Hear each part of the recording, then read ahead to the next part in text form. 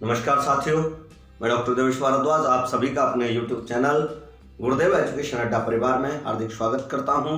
उम्मीद करता हूं आप सभी अपने परिवार के साथ जहां कहीं भी हैं, जैसे भी हैं, स्वस्थ होंगे, मस्त होंगे, कुशल से होंगे। आप सभी के द्वारा दिए जा रहे स्नेह और सम्मान के लिए मैं आप सभी का हृदय तल के अनंत गहराइयों से कोटि कोटि आभार व्यक्त करता हूं। मेरे प्यारे साथियों, हमने पिछली वीडियो में हमारी जो चर्चा चल रही थी वो चल रही थी संधि की, और ये वीडियो मेरी रीट के अभ्यर्थियों के लिए विशेष तौर से आज बहुत ही प्रासंगिक है। रीट के अभ्यर्थियों को ध्यान में रखकर मैं इसको लेकर चल रहा हूं।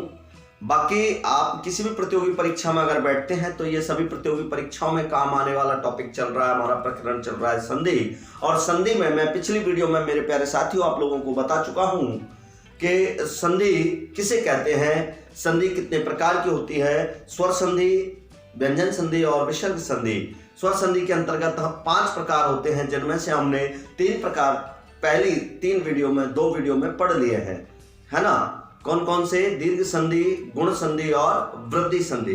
आज की इस वीडियो में हम यण संधि को लेकर चलेंगे मेरे प्यारे साथियों, और बहुत ही प्यारे प्यारे उदाहरणों से मैं आपको यण संधि में लेके चल रहा हूँ। बहुत ही नवीन उदाहरण जो आज तक ना आपने सुने होंगे, ना देखे होंगे, ना पढ़े होंगे। चलिए आज मैं आपको अपने, वैसे अभी मेरे पास दीर्घ संधि में, वृद्धि संधि में और गुण संधि में भी ऐसे उदाहरण थे, लेकिन मैंने अभी तक आपको उनसे रूबरू नहीं कराया है। उनसे रूबरू कराने के लिए मैं आपको प्रश्न पत्र के अंतर्गत लाऊंगा, और तब अब जुड़ते हैं। मैं आपको जोड़ता हूं यहाँ पर बिल्कुल नए तरीके से यण संधि में, ठीक है। यण संधि किसे कहते हैं मेरे प्यारे साथियों? आज का हमारा जो प्रकरण रहेगा वो संधि के अंतर्गत रहेगा यण संधि। कौन सी संधि? यण संधि। यण संधि का जो है इको यणचि सूत्र है, संस्कृत में इको यणचि, ठीक है। इको यणचि संस्कृत का सूत्र है ये, क्योंकि संधियां भी ये संस्कृत की हैं, हिंदी की संधि नहीं है। हिंदी की संधियां बिल्कुल अलग तरीके की हैं। हिंदी की संधि बहुत सारे लोग अभी कम जानते हैं। हिंदी की संधि मैं आपको बाद में बताऊंगा हिंदी की संधि कौन सी होती हैं। ये जो संधियां हैं मेरे प्यारे साथियों, ये संस्कृत की संधियां हैं, और इसमें संस्कृत का सूत्र है इको यणचि, यण संधि। अब देखिए, अगर हम इसको पढ़ें तो ये क्या कह रहा है? इको, देखो ये क्या कह रहा है? इको य अण च और भी, ठीक है। ये क्या कह रहा है? ई को य में बदल दो। यण संधि क्या कहती है? ई को यण में य, और फिर य में क्या आ रहा है? अ न में ऐसे कर दो आप, है ना, अन्य, अण, और फिर क्या कह रहा है? च ई, अलग अलग है। इको यणचि, है ना। इको या में और अन्य को, च माने और, अन्य को ई से, ई माने और, ई और अन्य का यहां बात की जाएगी। यानी इस स्वर में किसकी, इस संधि में किसकी बात की जाएगी? इस संधि में बात की जाएगी ई और अन्य की, जिसमें ई को य का आदेश हो जाता है। ई किस में बदल जाती है? या में बदल जाती है। ये यण संधि है। ये इसमें ही इसका सूत्र लिखा होता है, ठीक है। क्या लिखा हुआ है? इसका सूत्र जो है इसको पूरे को बता रहा है कि ई और, ई के अलावा और कौन से, अ और आ तो हम पहले पढ़ चुके हैं। ई के अलावा और कौन से स्वर है? मूल स्वर और दीर्घ स्वर, ई, उ और री, उन्हीं की बात हो रही है। ई और अन्य, ठीक है। तो ए, उ और री, उनकी यहां पर बात होगी। ई तो इसमें यहां किस में बदल जाता है? ई को य कर देते हैं हम, ऐसे ही उ को व कर देते हैं और री को र कर देते हैं। बस सिंपल सा फंडा है यण संधि। तो यण संधि क्या कहती है कि यदि ए अथवा ई के पश्चात कोई विजातीय स्वर या असमान स्वर या विजातीय स्वर, ठीक है, विजातीय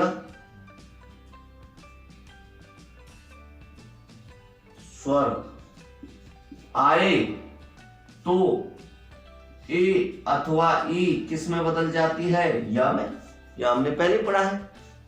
ए अथवा ई के पश्चात कोई असमान स्वर आए, यानी ए और ई नहीं हो, चाहे वो अ हो, चाहे वो ऊ हो, चाहे वो री हो, चाहे वो ए हो, चाहे वो ओ हो, कोई सा भी हो, छोटा बड़ा ह्रस्व दीर्घ कोई सा भी हो, है ना। अगर ई के बाद ई को छोड़कर कोई भी स्वर आता है तो ई किस में बदल जाएगी? या में बदल जाएगी। कौन से या में? हलंत वाले में, अर्ध में, है ना। और ऐसे ही मेरे प्यारे साथियों अगर हम बात करें कि ऊ अथवा ऊ के पश्चात कोई असमान स्वर या विजातीय स्वर आएगा, ठीक है, तो ऊ अथवा ऊ किस में बदल जाएगा? व में बदल जाएगा। किस में बदल जाएगा?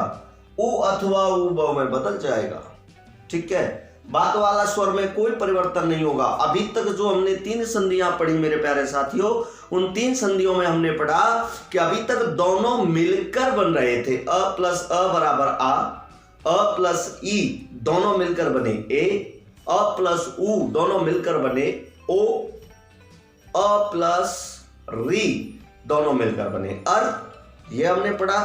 अ प्लस ए दोनों मिलकर बने ए, अ प्लस ओ दोनों मिलकर बने औ। अभी तक हमने जो देखा था तो वो पूर्व और पश्च दोनों ही स्वर मिलकर एक नया स्वर तैयार कर रहे थे। दोनों ही स्वर मिलकर एक नया स्वर तैयार कर रहे थे, लेकिन यण संधि में ऐसा नहीं है। यण संधि में ऐसा बिल्कुल नहीं है। यण संधि में जो भी परिवर्तन आएगा वो केवल पूर्व स्वर में आएगा। किस में आएगा?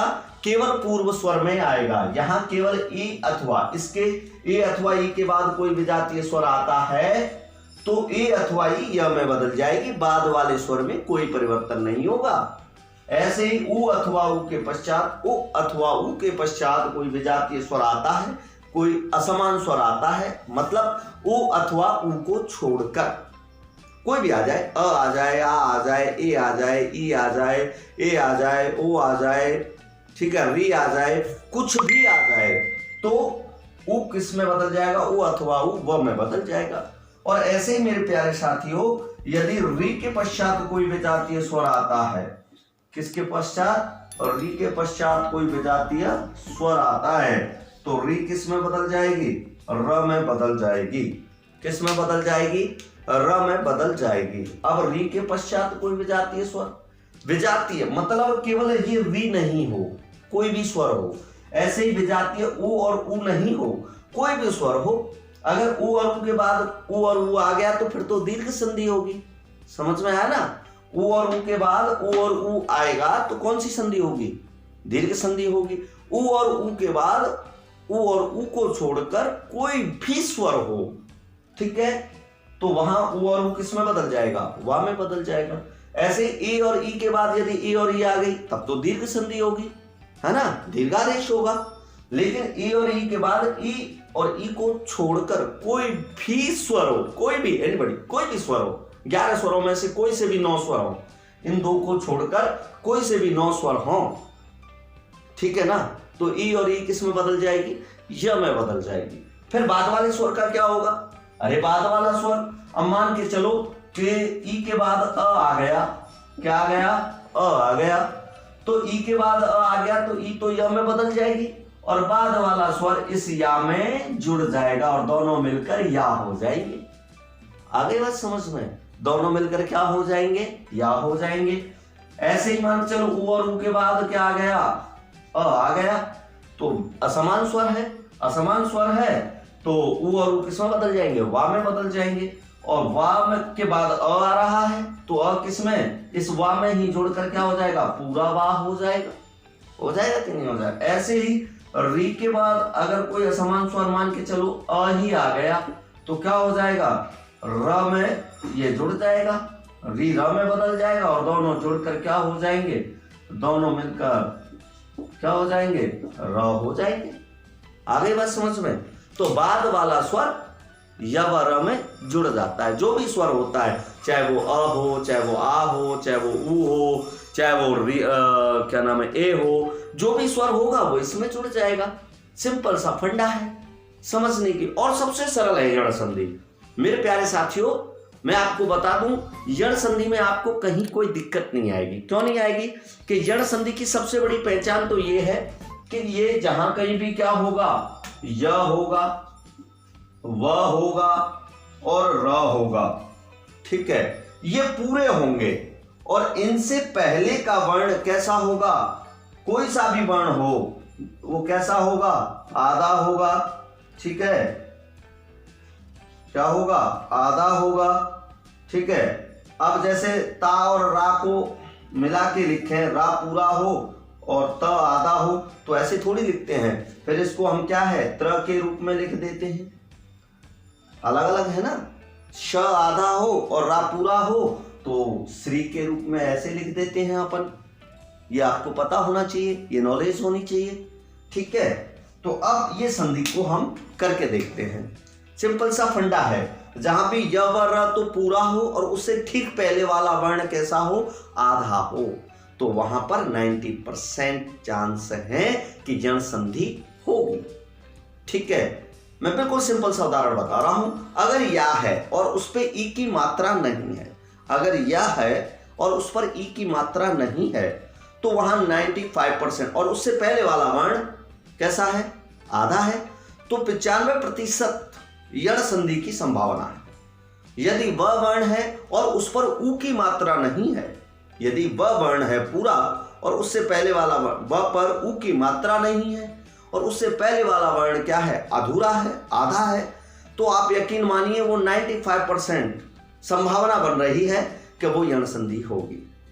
ऐसे ही र वर्ण पूरा है और उससे पहले वाला वर्ण क्या है, आधा है, और र में री का स्वर नहीं है, कोई और स्वर है, तो वहां पर 95% क्या हो सकती है, यण संधि हो सकती है। बिल्कुल संभव सा सिंपल सा फंडा है, बहुत सिंपल है यण संधि, ठीक है। अब जैसे ये है त्य श्व त्र, मैंने लिख दिया। अगर ऐसी कहीं संभावना दिखाई दे रही है तो क्या होगी, यण संधि होगी। देखिए जरा उदाहरण से समझिए इसको, ठीक है।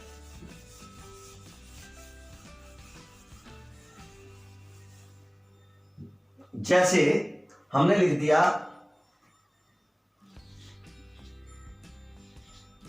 अत्यल्प, क्या लिख दिया, अत्यल्प। अब देखिए इसमें मैंने अभी अभी आपसे कहा यह वर्ण पूरा है, पूरा दिखाई दे रहा है, उससे ठीक पहले वाला वर्ण त कैसा है, आधा है। तो मैंने अभी कहा आपसे कि 95% यहां यण संधि हो सकती है। यण संधि हो सकती है तो क्या कहती है, यण संधि कहती है कि भाई अगर ई के बाद कोई असमान स्वर आए तो वहां पर क्या होगा, या बन जाएगा। तो इसका मतलब इस या को पकड़िए, पहले तो आप ऐसे लिखिए अ और त को ऐसे लिख दो आधा करके, अत प्लस य, ठीक है। य को ऐसे कर लो।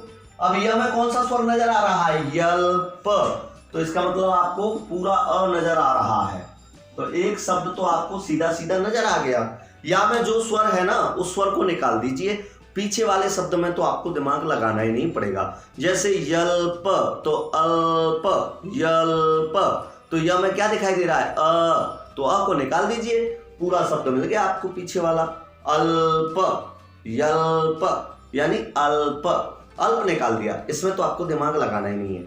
य में कौन सा स्वर है उस स्वर को निकाल दो और पीछे वाले जो बचा हुआ शेष है उसके साथ मिलाकर लिख दो। पीछे का शब्द तो आपको ऐसे ही मिल गया, आगे वाला शब्द ढूंढना होता है, तो सबसे सरल है यल्प में या में से हमने क्या निकाल दिया, अ निकाल दिया, तो अल्प इसके साथ मिलाकर लिख दिया। अत यहां रह गया, अत। अब हमें पता चला कि यह कब होता है, कि जब ई के पश्चात असमान स्वर हो, ई के बाद क्या आ रहा है, अ आ रहा है, तो असमान है, असमान है, तो इसका मतलब यहां पर क्या होगा, ई होगा, तो अति। ई को अगर हम जोड़ेंगे ता में तो क्या हो जाएगा, अति, और यहां पर क्या हो जाएगा, अल्प, क्या हो जाएगा, अल्प, ठीक है।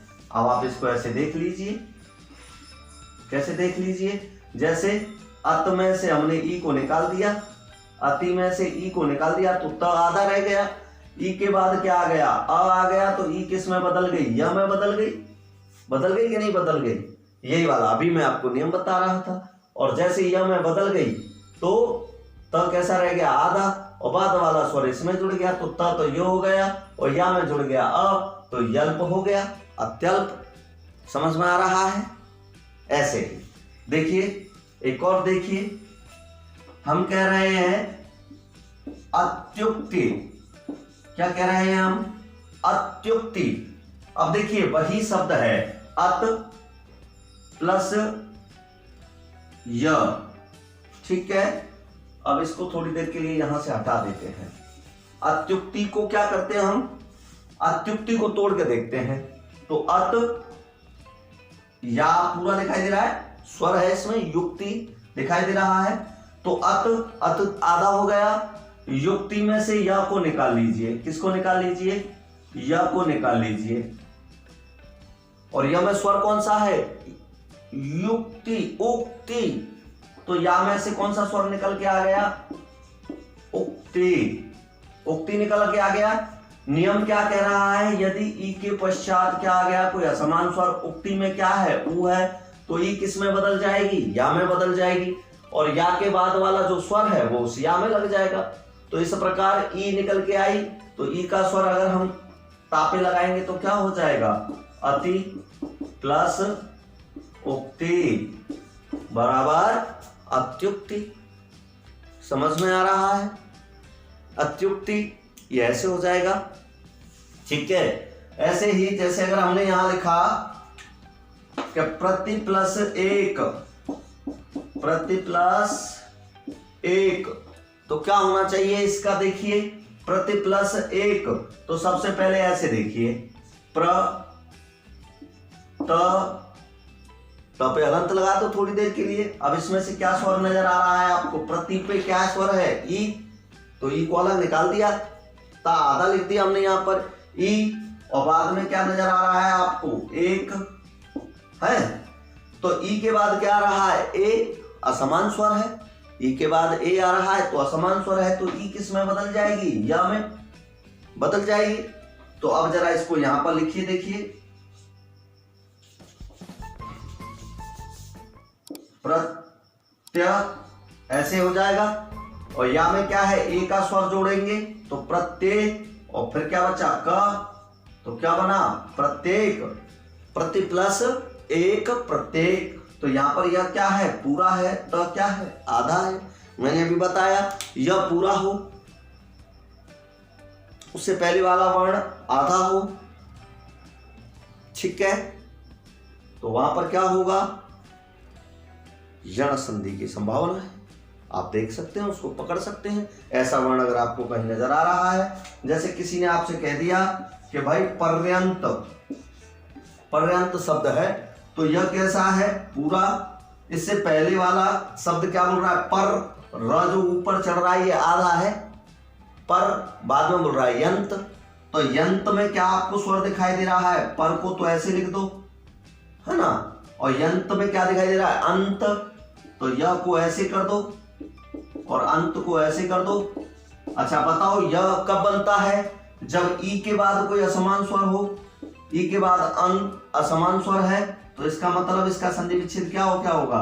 और ई की मात्रा को रा पे लगा दो, तो परि प्लस अंत बराबर पर्यंत। परि प्लस अंत, और र की ई को हमने यहां निकाल दिया। ई के बाद अन असमान स्वर है, इसलिए ई किस में बदल गई? या में बदल गई ना। और या में अं को जोड़ दिया, तो ये हो गया यन। तो परि प्लस अंत बराबर पर्यंत। समझ में आ गया? उम्मीद करता हूं ये समझ में आ रहा होगा आपके। अभी हम एक उदाहरण देखते हैं ऊ का। ये ई के देख रहे थे हम, अभी मैं आपको बताता हूं ऊ का। जैसे सु, इसमें क्या दिखाई दे रहा है आपको? सु प्लस आगत, ठीक है। सु प्लस आगत। मेरे प्यारे साथियों, इसको अगर हम देखें तो कैसे देखेंगे? सु प्लस आगत। अच्छा इसको अलग करके देखिए, स प्लस उ। सु को अगर हमने वर्ण व्यवस्था में लाके रखा तो स प्लस उ निकल के आ गया। इसके बाद क्या आ रहा है? आ। आगत का हमने केवल आ लिया, गत को यहीं रख लिया। ठीक है, अब जरा देखिए ऊ के बाद क्या आ गया, आ कैसा है, असमान स्वर है, तो ऊ किस में बदल जाएगा प्यारे साथियों, व में बदल जाएगा। बदल जाएगा कि नहीं बदल जाएगा? ठीक है, अब बाद में क्या आ रहा है, व के बाद में आ स्वर आ रहा है। आ स्वर आ रहा है तो आ को हम क्या करेंगे, वा में मिला देंगे। तो वा में मिला देंगे तो क्या बन जाएगा, वा। व क्या बन जाएगा, वा। ठीक है, और ये स कैसा था, आधा हो गया, ये स्वा हो गया, और ये गत यहां रह गया था, इस गत को हम यहां इसके साथ जोड़ के लिख दो। तो क्या बन गया मेरे प्यारे साथियों, स्वागत। ठीक है, ऐसे ही अगर हमने यहां पे लिखा मधु, मधु प्लस अरि, है ना, मधु प्लस अरि, तो अब इसमें देखो म तो ज्यों का त्यों रख लो और ध को भी आधा कर लो, यहां पर हलंत लगा दो, है ना। मधु प्लस क्या निकल के आया इसमें, मधु में ऊ का स्वर नजर आ रहा है, इसके बाद क्या नजर आ रहा है, अरे, अ प्लस री, इसको ऐसे कर लो। अच्छा, ऊ के बाद क्या समझ में आ रहा है आपको, असमान स्वर है, अ आ रहा है, ऊ के बाद अ आ रहा है, अ जो है विजातीय स्वर है, असमान स्वर है, ऊ के जैसा नहीं है, तो ऊ किस में बदल जाएगा, व में बदल जाएगा। अब व में बदल जाएगा तो मेरे प्यारे साथियों धा के बाद व व्यंजन है, धा भी व्यंजन है, स्वर तो है नहीं, तो ये क्या हो जाएगा, ये आधा लिखा जाएगा ऐसे, और वा में बाद वाला स्वर अ जोड़ देंगे तो वह पूरा हो जाएगा। मध्व और री को जहां ज्यों का त्यों लिख दो तो क्या हो गया, मध्वरी। क्या हो गया, मध्वरी। ठीक है, ऐसे ही और भी हम आपको देख सकते हैं यहां पर, जैसे अगर हमने यहां पर दिया अनु प्लस ए षण, क्या लिया हमने, अनु प्लस ए षण। अब इसको देखिए, अ न को आधा कर दो, अनु में क्या नजर आ रहा है, न में ऊ का स्वर नजर आ रहा है, ऊ, और प्लस ए प्लस षण, इसको आप ऐसे करके तोड़ लो, इससे आपको समझ में आ जाएगा। ऊ के बाद क्या आया है, ए क्या है, असमान स्वर है, तो ऊ किस में बदल जाएगा, व में, है ना, व में बदल जाएगा ना। अब देखिए इसको यहां लिखिए, अन, न के बाद व है, कोई स्वर तो है नहीं जो न पूरा हो जाएगा, तो न रह गया अधूरा। अगर न के बाद कोई स्वर होता तो न पूरा होता। अब जो स्वर था वो व में बदल गया, तो न आधा रह गया और वह पूरा हो गया। पूरा क्यों हो गया, क्योंकि वह तो आधा है, लेकिन इसके बाद वाला ए है, ए कहां जाएगा, वा में जुड़ेगा, वा में जुड़ेगा तो क्या हो जाएगा, वे, और षण को ज्यों का त्यों लिख दो तो क्या हो जाएगा, अनवेषण। उम्मीद करता हूं समझ में आ रहा होगा आप लोगों को। बहुत सारे उदाहरण हैं, समय कम है, एक वीडियो में बहुत ज्यादा मैं डाल नहीं पाता, मैं आपसे उम्मीद करता हूं, लेकिन आपको मैं एक वीडियो केवल इन स्वर संधि के लेटेस्ट उदाहरण और वो बताऊंगा। और ये आपसे पूछे जाते रहे हैं, बहुत ही तरीके से पूछता है, आपको शब्द दे देता है कि अन्वेषण में संधि है। प्रश्न कैसे पूछता है, अन्वेषण में संधि है, गुण संधि, यण संधि, अयादि संधि और दीर्घ संधि, आप बताइए कौन सा है, तो दिक्कत हो जाती है। अब जिसको ये आता होगा, अन्वेषण, मैंने अभी बताई पहचान, आधा ना, पूरा वा, आधा वर्ण है व से पहले, व पर ऊ की मात्रा नहीं है, एक की मात्रा है, तो 95% यण संधि है। इसी जगह व को ही पकड़ के देख लो आप, यहां से इसी को तोड़कर देख लो, समझ में आ जाएगा। क्लियर? चलिए अभी मैं आपको री के और बताता हूं। ठीक है, अगर आपने यहां रख दिया जैसे पितृ, क्या लिख दिया, पितृ, और प्लस यहां लिख दिया आदेश, क्या लिख दिया, आदेश। ठीक है, अब देखिए इसमें आपको क्या नजर आ रहा है, ऐसे देखिए, पे त को ऐसे कर दो, और त में नीचे क्या लग रहा है, ये जो लग रहा है ना, ये री का स्वर है, ऐसे करके जो लगा होता है पृथ्वी वाला, ये जो है ना, ये री का स्वर होता है। तो पित्त और इसमें से री, पित्त री, और री के बाद क्या आ रहा है, आ, और प्लस देश को अलग कर दो, आ को निकाल लो केवल, देश अलग हो गया। अब री के बाद आ गया तो री किस में बदल जाएगा, र में बदल जाएगा। ठीक है, अब मेरे प्यारे साथियों तो रह गया आधा और र भी आधा है, लेकिन र के बाद आ रहा है आ, तो रा तो ये हो जाएगा पूरा, र की जगह क्या हो जाएगा रा, लेकिन ता आधा है तो ता और रा मिलकर क्या होते हैं, त्रा होते हैं। क्या होते हैं, त्र। और इस पर रा पर बड़ी या की मात्रा है तो इस पे भी आएगी, तो क्या हो जाएगा त्रा। क्या हो जाएगा त्रा। और पहले क्या आ रहा है पी, तो पित्रा, और बाद में क्या आ रहा है देश, तो क्या हो जाएगा पित्रा देश। समझ में आया। ऐसे ही मात्राज्ञा, मात्रा देश, ठीक है, पित्रानुगमन, ये सारे इसके अंतर्गत होंगे मेरे प्यारे साथियों। और इस प्रकार आज हमारा ये यण संधि का अध्याय समाप्त होता है। इसमें मैं और बहुत प्यारे प्यारे लेटेस्ट उदाहरण आपको बताऊंगा, अभी मैंने वो बताए नहीं है क्योंकि आपको समझाने के उद्देश्य से मैंने इसमें रखा है।